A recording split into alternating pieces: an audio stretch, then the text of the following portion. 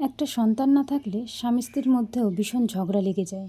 যে ঝগড়াটা এমন পর্যায়ে চলে যায় যেন সংসারটাই ভেঙে যাবে। কত স্বামী আছে বউকে খুব কথা শোনায়, উল্টোপাল্টা বলে, শাশুড়ি বলে, এই যে একটা অশান্তি যেন মেয়েটাকে শেষ করে দেয়।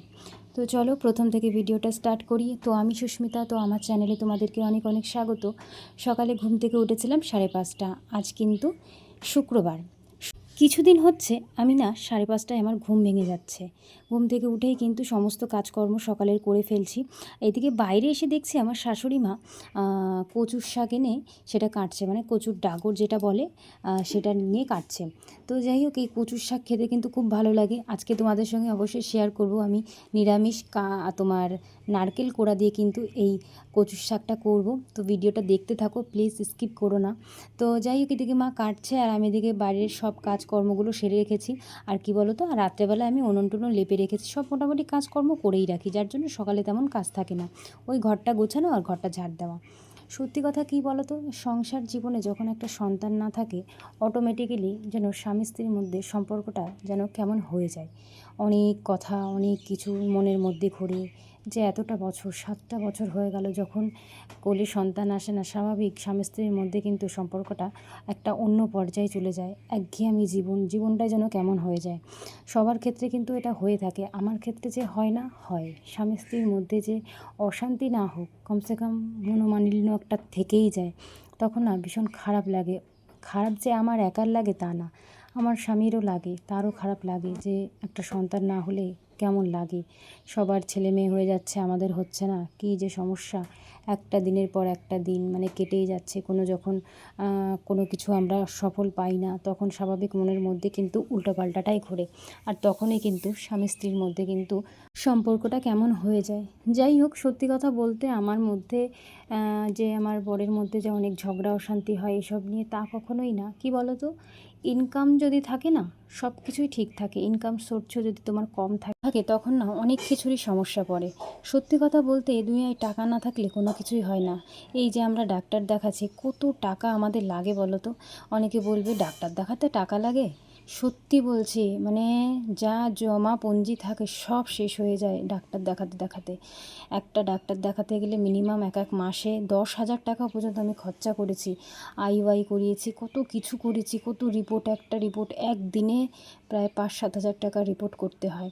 অনেকেই বলবে টাকার কথা ভাবলে কি হবে। আচ্ছা, টাকার কথা আমরা ভাবি না, কিন্তু আমরা তো মধ্যবিত্ত পরিবারের মানুষ, বলো।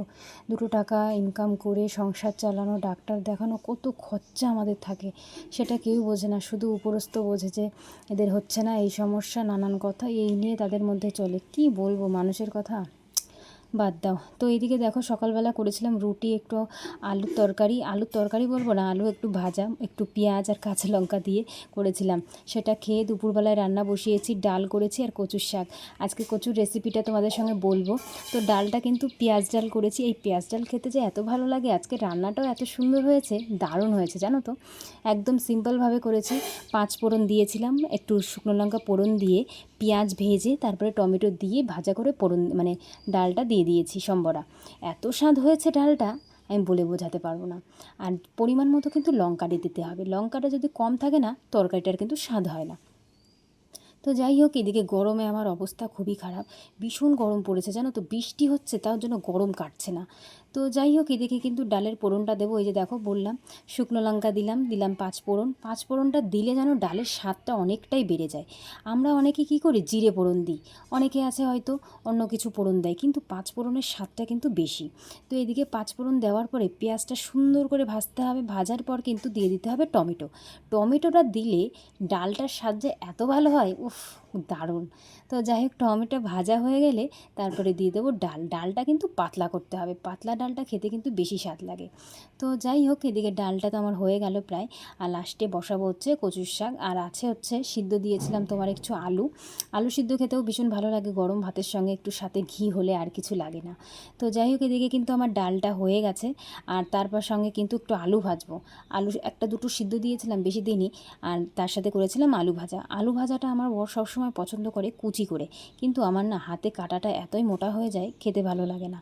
তো যাই হোক, চেষ্টা করি একটু ভালো করার।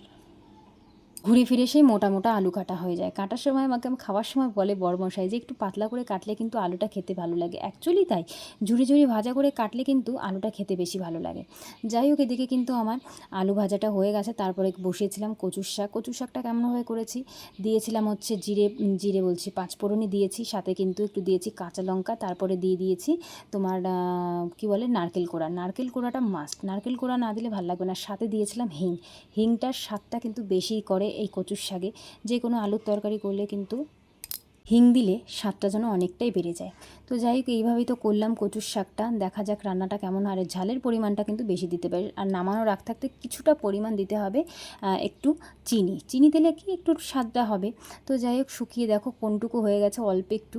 এদিকে রান্নাবান্না কমপ্লিট হয়ে যাওয়ার পরে কিন্তু আমি চান টান করে নিয়েছি, একটু ফ্রেশ হয়ে নিয়েছি। যে গরম পড়ছে কি বলবো, গরমে একেবারে শেষ। আজকে রান্না করতে গিয়ে বুঝেছি কষ্ট কী।